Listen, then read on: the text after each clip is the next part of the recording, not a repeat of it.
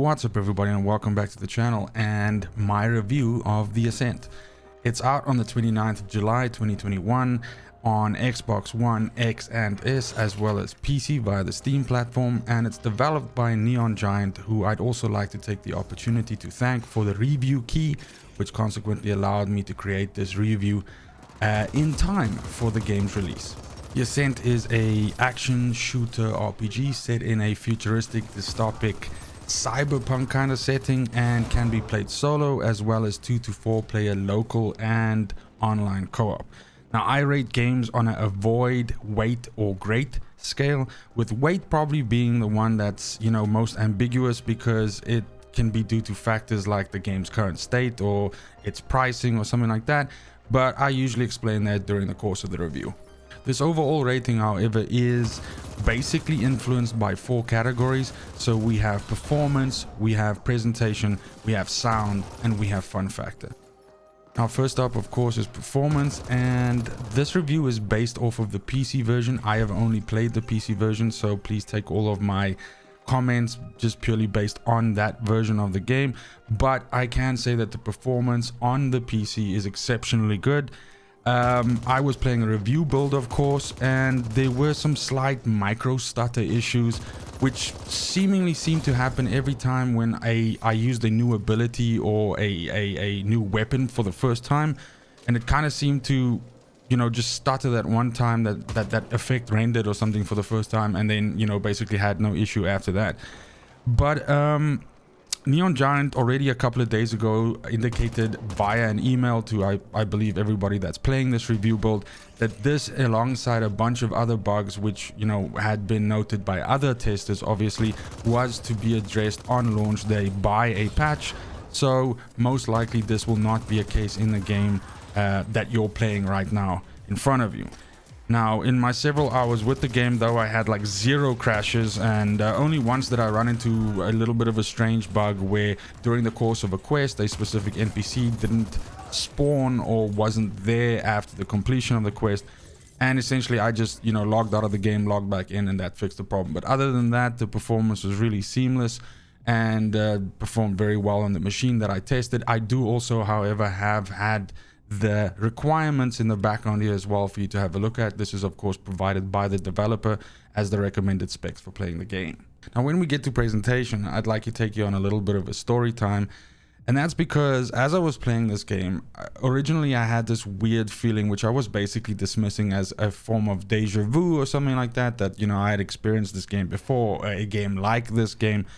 And actually after a couple of hours with the game, but also a couple of hours not playing the game and then basically, you know, sleeping on it, I kind of realized that what I was actually feeling was actually some weird form of nostalgia. And basically what I mean by this is that this game reminded me so much of the feeling that I had of playing a game back when I was a teenager, just starting out with gaming on PC, and a game that I absolutely loved. Now you might want to know what game that is. I'm talking about Crusader No Remorse. So it is a game that I just absolutely adored, and this is really the biggest compliment that I can pay The Ascent, is that when I'm playing it, it actually stirs up these great memories of a game that is literally like entrenched in my teenage life, and something that I just really adored so much.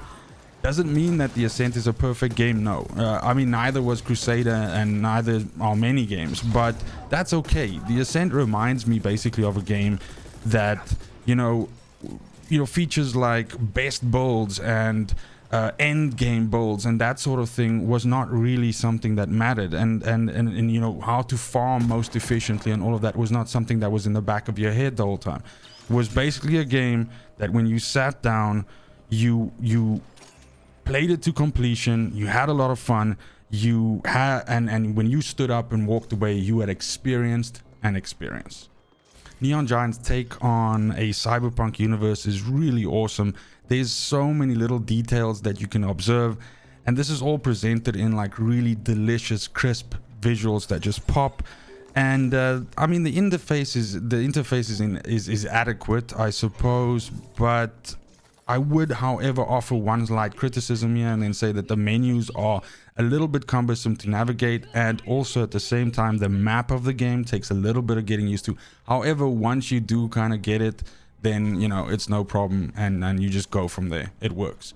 Next up we have sound.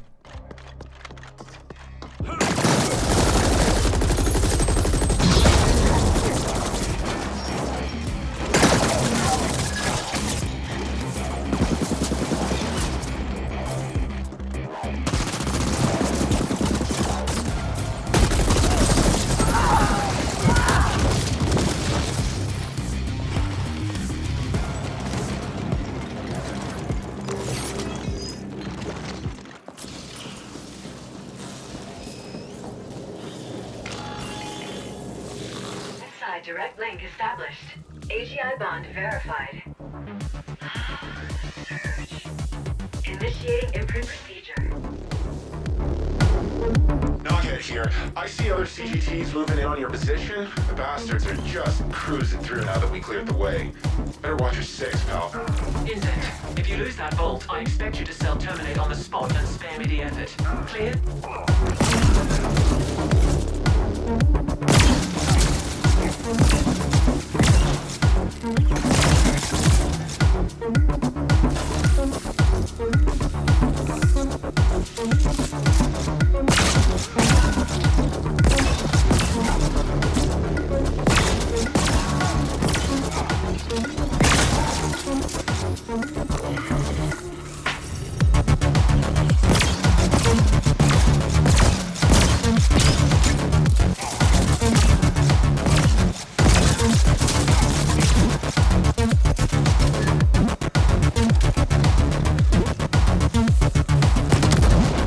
I mean, the music is great. I really like it. The gunfire, screams, explosions, all of that sounds really good. There's the voice acting is a little bit sort of like, I suppose, all over the place, with some of it being fairly good and fairly decent, and some of it being like, let's say, decidedly average. But overall, I would give this a fantastic, you know, scoring on the sound department, just due to the fact of how well the music and the action and everything that sort of like mixes in. And also the pacing of the music, like for instance, if you're going from sort of exploring an area and then, you know, walking into an ambush or something like that, and then suddenly like gunfire erupts, and then you have like the music that changes with that. So I really did enjoy that, and I thought it was very immersive actually. So I mean, playing it nice and loud with the music blasting. It's not often that I tend to listen to a game that I'm playing's music from start to end. So usually I'll humor it for a couple of hours, but then, you know, I'll eventually end up replacing it with music of my own while still listening to the game sounds, of course, and just turning the music down completely. That was not the case with this game, and I really did enjoy the soundtrack. Lastly, we come to fun factor, which I think is probably the most important one of the four. Now, when the game is firing on all cylinders, the Ascent is a heck of an experience. You know, walking into a market, being ambushed by basically a bunch of cloaked cyber samurai, while shopkeepers kind of like run all over the place as you open up fire with your explosive tip bullet round, you know, assault rifle, before finishing all of it off with like a massive kinetic slam that just sends debris and the last two guys that, you know, were left just like flying. Is a hell of a, you know, experience, and it is as fun as it sounds through, you know, the way that I just described it. And during your 15 to 20 hours with this game, you're gonna craft a lot of those own experiences for yourself, because of the way that, of course, you know, the areas are populated by enemies, and it's not procedural per se, but what I mean is like enemy positions and stuff like that tends to change. So it's not always clear to you, like when you walk into an area, okay, cool, I'm going to be attacked from over there or from over there. It's kind of dynamic in that way and keeps you on your toes, and that really gives these little set piece moments, you know, that much more, you know, gravitas. At this point in time, again, having offered some of the criticism earlier, the only other thing that I do, however, want to mention, and it's a funny point because having actually discussed this with other reviewers, this is something that kind of seems to be an underlying thing that we all agree on, is that there's this extremely slow feeling that you have when you're just sort of like jogging, because I wouldn't really call it running, but jogging through the game as a character. What I mean by this is that the game, of course, has you walking, you know, from area to area, and when you get into gunfights or when there's action on screen, you don't notice this. But the game does, however, also expect you to traverse like large, you know, areas, you know, 1.5 in-game kilometers of distance that you have to run, for instance. And if those moments don't actually have combat in them, it does feel, however, that your character does move a tad slow, and this does eventually start sort of like becoming a very noticeable thing.